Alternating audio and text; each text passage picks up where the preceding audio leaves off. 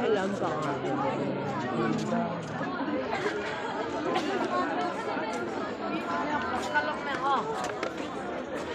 Nè pita giáo rồi thế là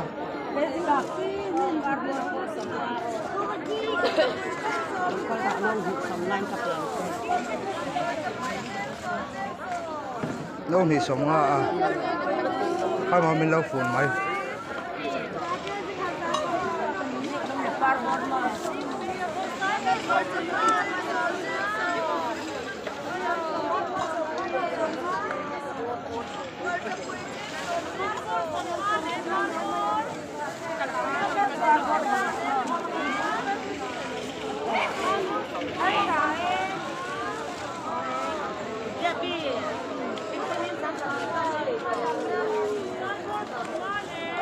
Barbor lezi room